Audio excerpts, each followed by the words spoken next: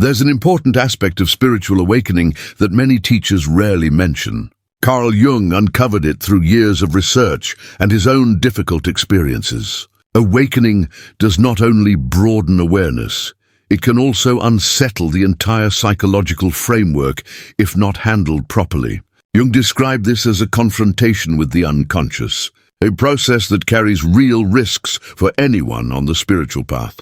Today, I'll share the hidden challenges Jung identified in spiritual awakening, not to dissuade you, but to guide you safely. Jung found that the line between meaningful transformation and psychological crisis often depends on recognizing these risks and learning how to work with them. Here's what Jung discovered that changes the perspective on awakening. This process activates deep psychological forces that have been dormant within the unconscious. If these forces surface without preparation or understanding, they don't bring clarity, they overwhelm. Jung referred to this as the flooding of consciousness, and he devoted his career to exploring methods for navigating it safely. The first danger is already influencing many people who believe they're experiencing awakening, but confuse the representation with reality.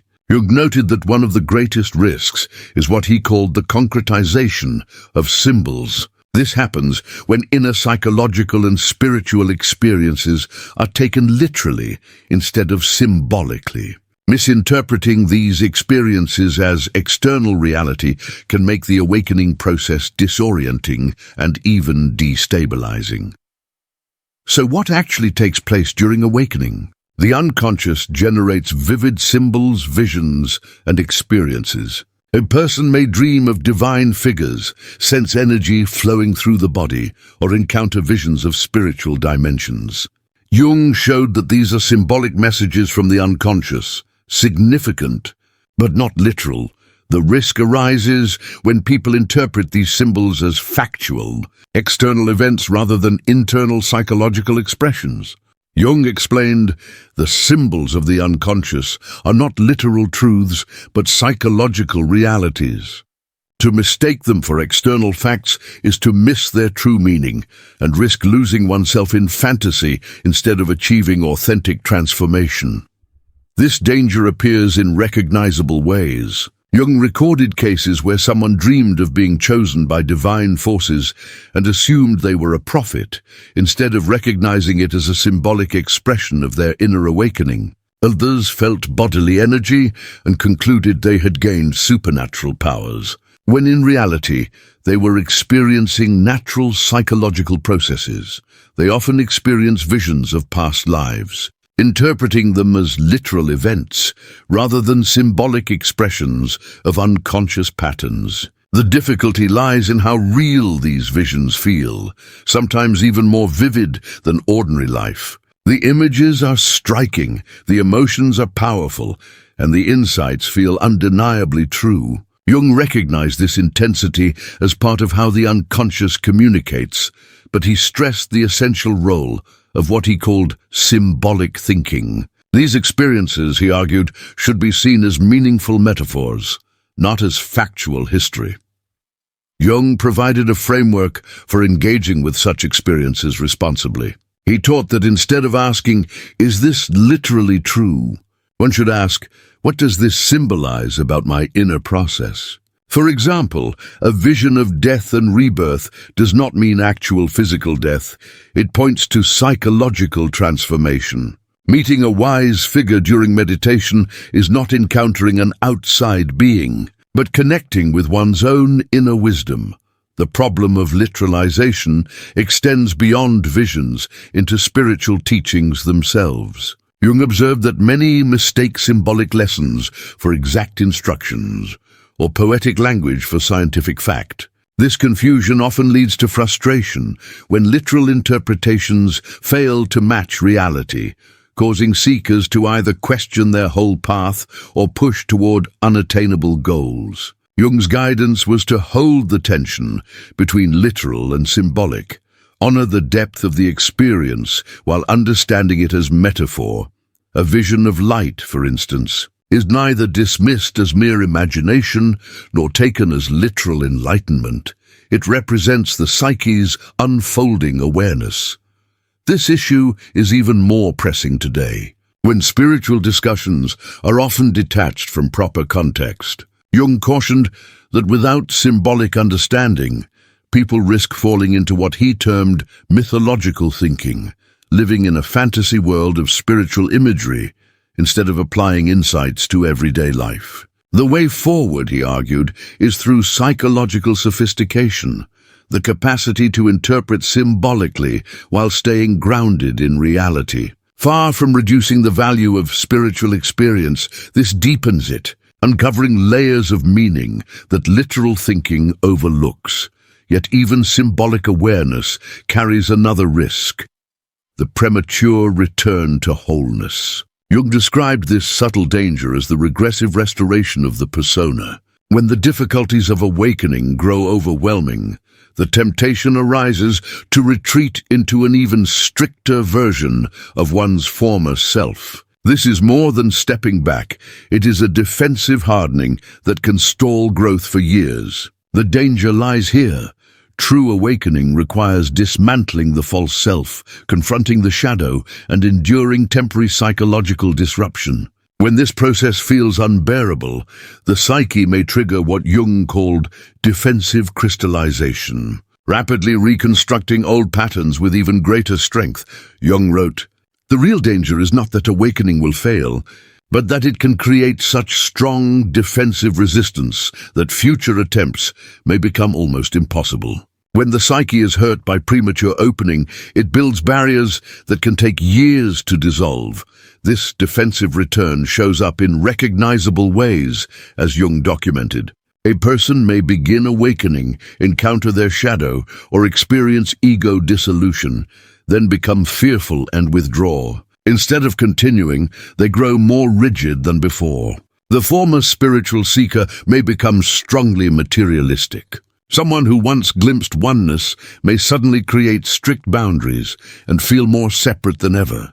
A person who began questioning everything may fall back into rigid fundamentalism about their past beliefs. What makes this risk particularly difficult is that it often feels like relief after the confusion of early awakening. Returning to old patterns, even unhealthy ones, feels safe. The ego, threatened by transformation, convinces the individual that awakening was harmful, misleading, or mistaken. Jung called this the ego's revenge, where the very energy of awakening is redirected to build stronger defenses against further growth.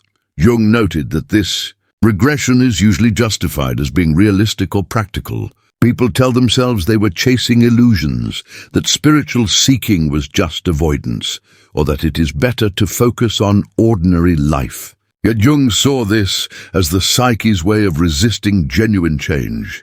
The problem does not end with the individual. Jung observed that people who fall into this regressive state often become openly hostile toward spirituality.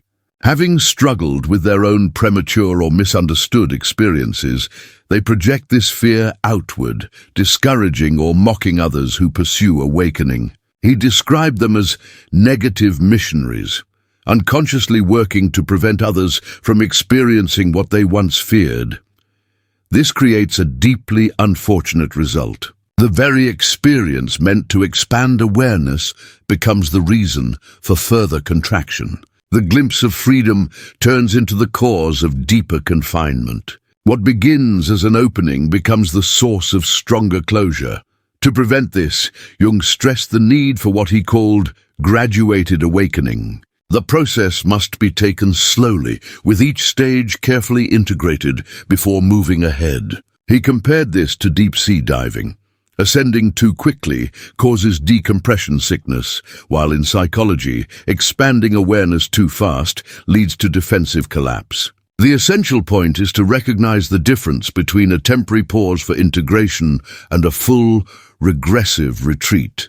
It is natural and healthy to occasionally pause, integrate, and rest. The risk arises when pausing turns into building barriers, when integration becomes rigidity, and when rest turns into withdrawal. Even if we avoid such regressions, another challenge appears: losing balance while striving for the heights. Jung described this as spiritual inflation without grounding.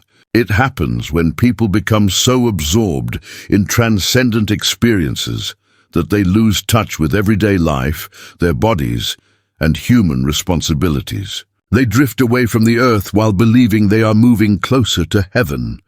What fuels this danger is the nature of spiritual awakening itself. Such experiences often bring expansion, transcendence, and unity that feel far more meaningful than ordinary life. The temptation is to chase only these peak states while neglecting what Jung considered equally sacred, the ground of daily living. This neglect creates psychological imbalance and can eventually lead to collapse in practical life.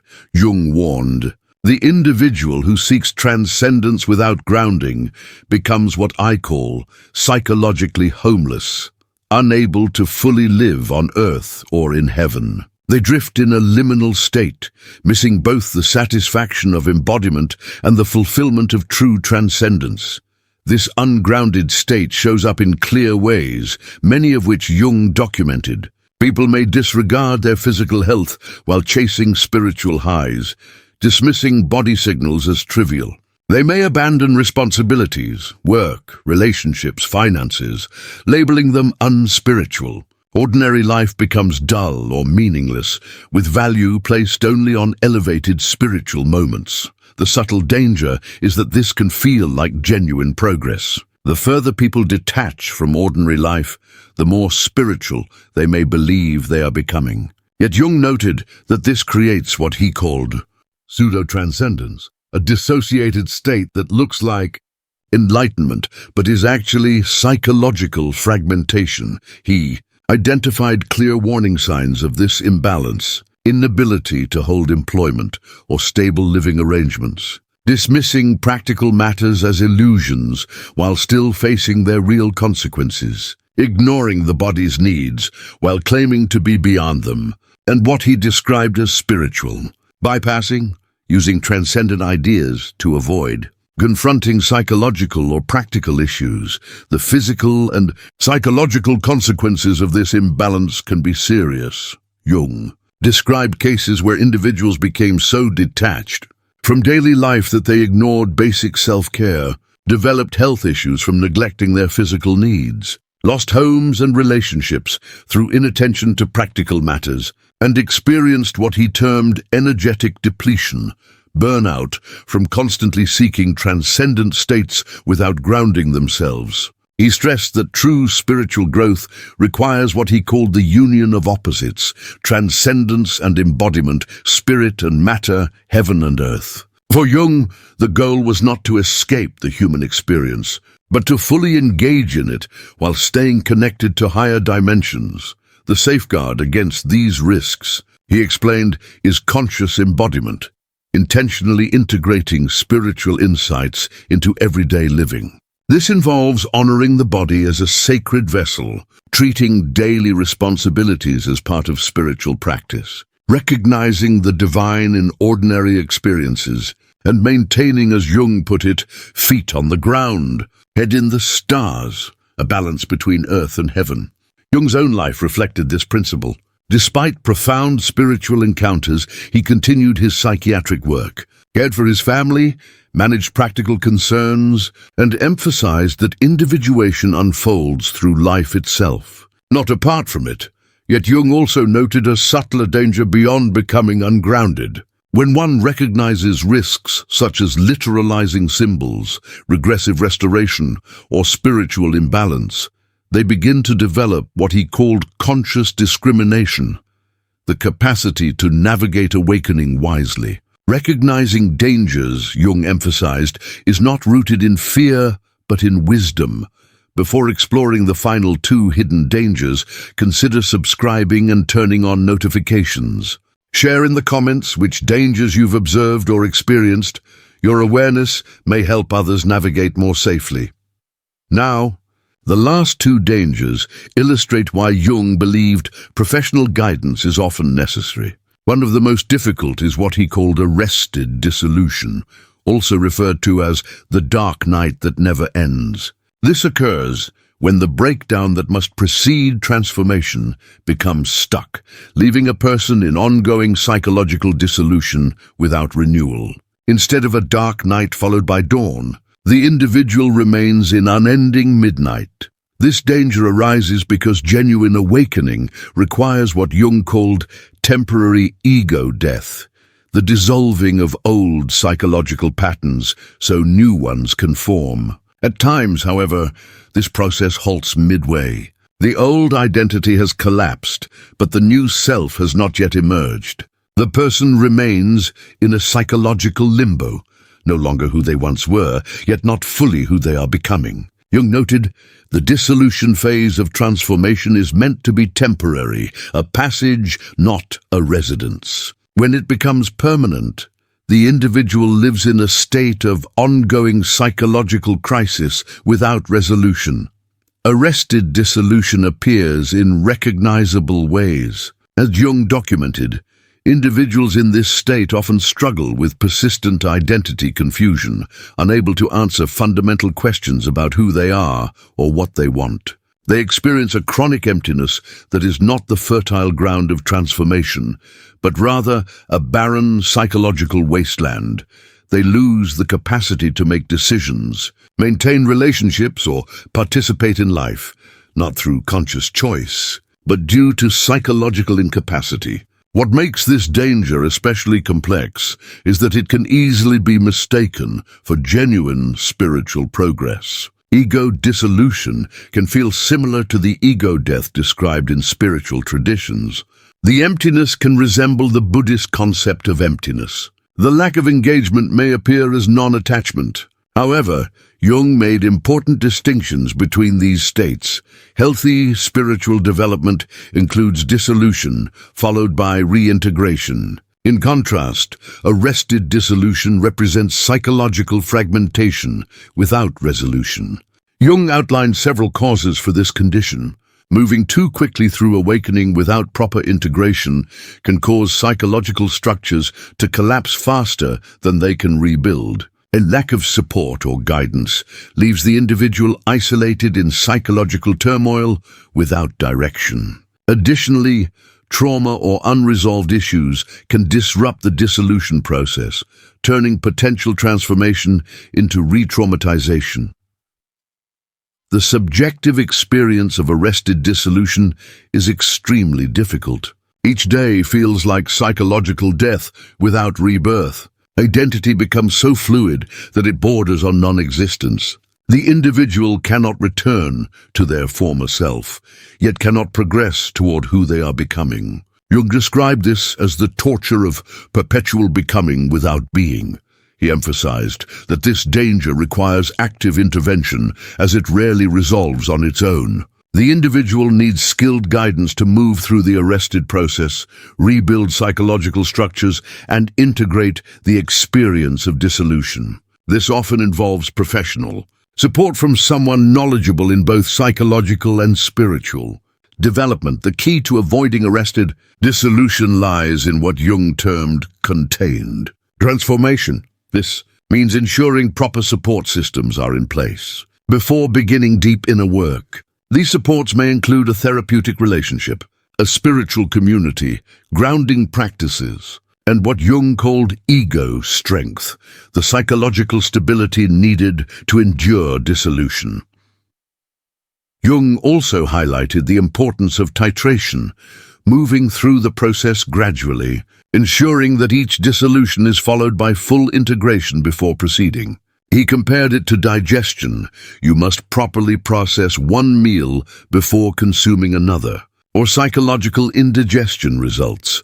Yet even when dissolution and reintegration unfold correctly, one final risk remains: becoming alienated from humanity. Jung described this as the isolation of individuation. Genuine awakening can create such psychological differentiation that forming connections with others becomes nearly impossible. One becomes so internally transformed that relating to ordinary consciousness feels unattainable, leading to profound loneliness. This challenge arises because authentic awakening alters the very structure of the psyche. You perceive, feel and value life in entirely different ways. What Jung referred to as the problem of the awakened is that this transformation often creates a deep divide between you and those still functioning within ordinary consciousness. Jung explained, the individuated person faces a unique form of isolation, not from failure but from achievement. After reaching psychological wholeness, such individuals often find very few who can truly connect with them at the same level of growth. Jung observed that this isolation shows itself in painful ways. Conversations may feel empty because others cannot engage with the depth you now experience. Relationships become strained because you notice unconscious patterns that others fail to see. Social interactions may feel unnatural since you can no longer fully take part in the collective unconscious. You may understand others clearly, yet still feel deeply misunderstood. Importantly, Jung stressed this is not about arrogance or superiority. It is simply the psychological reality of development. He compared it to an adult trying to meaningfully engage in children's games. You can join in at the surface level, but cannot fully connect because you have moved beyond that stage of growth. Jung also pointed out particular elements of this isolation. Language itself becomes a limitation. Words are designed to describe ordinary experiences, not awakened states of awareness. As a result, you may struggle to express your most important insights because the right vocabulary does not exist. When you attempt to explain, others either fail to understand or interpret your words through their own limited perspective. This sense of separation also extends into life choices. Your values may shift so dramatically that conventional ambitions lose meaning. Career paths that once seemed attractive may feel hollow. Social activities that once felt engaging may now seem trivial. Even relationships that once sustained you may begin to feel restrictive, not out of judgment, but because you have genuinely grown past them. Jung noted that many awakened individuals encounter what he described as the burden of consciousness. Greater clarity brings with it responsibility and often pain. You see the suffering others unconsciously create. You recognize the patterns that hold them back. You sense the potential they are not fulfilling. Yet you often cannot intervene, as true change requires a readiness they may not yet possess. This leads to what Jung described as the dilemma of the awakened.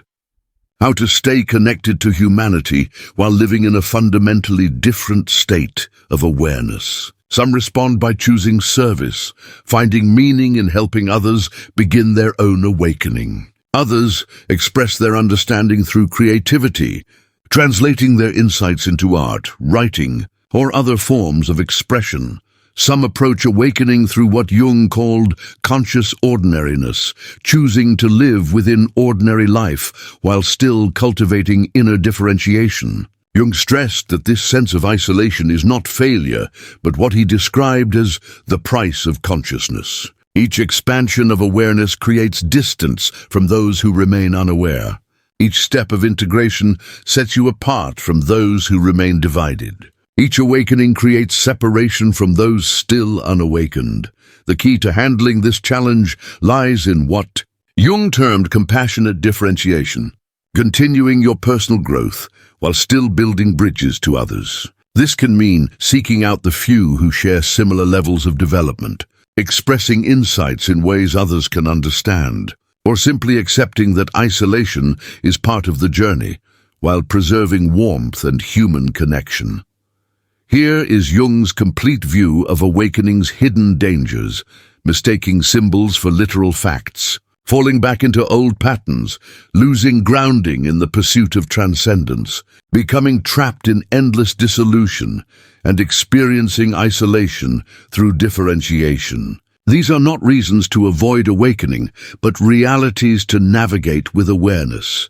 Jung wrote, "The dangers of individuation are real, but so is the danger of not individuating. The risk of awakening must be weighed against the certainty of sleeping through life."